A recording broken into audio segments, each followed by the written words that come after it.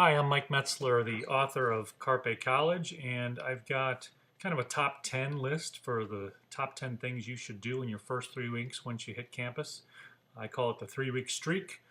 There's no nudity involved, it's not old school streaking, it's kind of just blasting through that first 3 weeks of school and being smart about what you can do to kind of get your feet under you. So, number one, keep your dorm room door open. When you're at home in the dorms, keep your door open. That sends a message to everybody walking by that you're open to meeting new people, and that'll serve you well.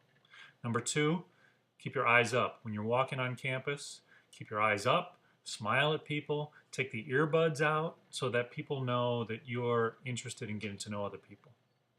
Number three, don't be late to activate. What I mean by that is you're going to have a lot of opportunities in those first 3 weeks to join a group, join a club or an organization, and I would encourage you to jump right in the fray.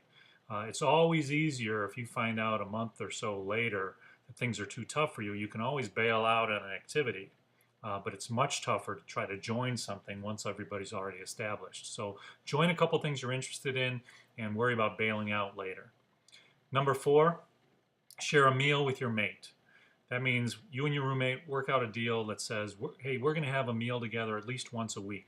What that does is it keeps the communication lines open. So if you have any little idiosyncrasies or trouble spots, you guys can iron those things out by having a meal together with each other early on and avoid any difficulties. Number five, pop in to see the prof. What I mean by that is you're probably going to have about 4 professors, and you should try to get to know each and every one of them. Drop in there during their office hours, talk to them about something they might have mentioned in class, talk to them about their own hobbies they might have mentioned, talk to them about your own career aspirations and how they might align with the class you're taking. Anything at all that you can use as fodder to get in and chat with the professors, that's a good thing. Those professors can become great resources for you. They can ask you to do research for them. They can write letters of recommendation for you, and they can become mentors down the road. And those are all great things to cultivate with your professors. Number six, play what I call bulletin board bingo. And that means once a month, you go to some bulletin board on campus where they list all the activities, all the great things that are coming to campus. Find something on that bulletin board and do it. Whether you go with your friends or fly solo, it doesn't matter. But once a month, do something interesting that's a little bit out of your comfort zone so that you can become a more well-rounded, interesting person. If you're really into sports, go to an art show or a play. If you're really into the arts, then maybe go to a sporting event or something like that. But stretch yourself, and if you do that once a month for your entire college career, you will have amassed over 30 new and great and interesting experiences that make you a much more interesting person in the end. Number seven, reach across the aisle. When you get into your classrooms, there's nothing wrong before class starts with turning next to you or turning across the aisle and introducing yourself to a fellow classmate. You will slowly start to accumulate classmates you get to know and have a good rapport with, and that can pay off really well down the road when you start to formulate study groups and those kind of things. So be sure to reach across the aisle and get to know your classmates. Number eight, assess the mess. For this one, you got to wait till you're about 3 weeks in and then kind of reflect on how things are going. Are you having any trouble spots in certain classes or with certain professors? How are your relationships going? Have you had any stumbling blocks in any of your relationships, and can you make amends in some way? Are you eating healthy, and are you sleeping well?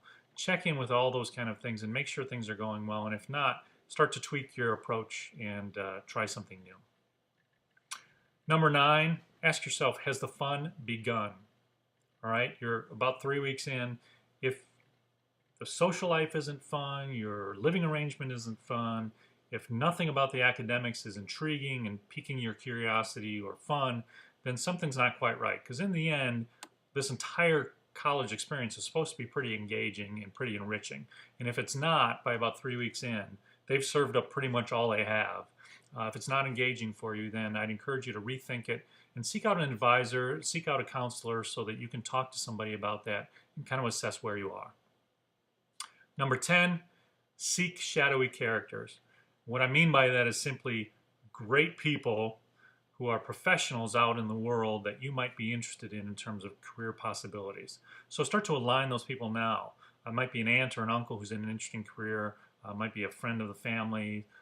Maybe when you talk to those professors, they might have some contacts for you, but start to accumulate a list of professionals whom you can shadow at winter break for a day when you're home on break.